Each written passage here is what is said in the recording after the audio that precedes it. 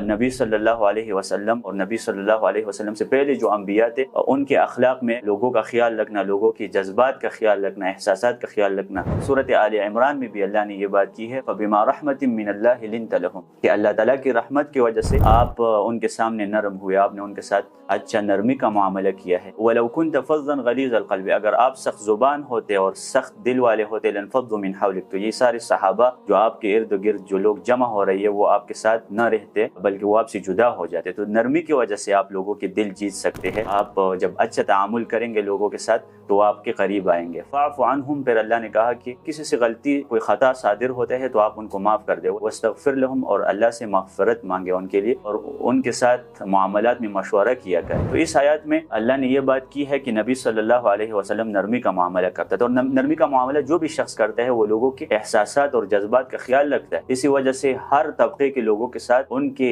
ذہن، ان کے عقول، ان کے معاشرے کے مطابق ان کے ساتھ تعامل کرتا ہے۔ قاسمی رحمہ اللہ مشہور مفسرین میں سے ہے، وہ کہتے ہیں فَبِمَا رَحْمَةٍ مِّنَ اللَّهِ لِنْتَ لَهُمْ کا یہ مطلب ہے للمؤمنین عموماً، یعنی آپ عموماً مومنین کے لیے نرم صحابہ کے ساتھ نرمی کا معاملہ کرتے ہیں۔ نبی علیہ السلام بہت سارے مجالات میں صحابہ کے ساتھ اور اعراب کے ساتھ خصوصاً، یعنی بدو ہوتے تھے، صحراؤں سے جو لوگ آتے تھے جو سخت، جن کے بارے میں اللہ تعالیٰ نے کہا الاعراب اشد کفرا ونفاق، یہ کفر اور نفاق اعراب میں زیادہ ہے، اور یہ لوگ اللہ تعالیٰ کے احکام کے بارے میں جانتے نہیں۔ تو اکثر جب اعراب آتے تھے نبی صلی اللہ علیہ وسلم کے ساتھ سختی کا معاملہ کرتے تھے، لیکن سوال سختی کے ساتھ ہے اور جواب نرمی کے ساتھ۔ یہ بالمؤمنین رؤوف الرحیم ہے نبی صلی اللہ علیہ وسلم۔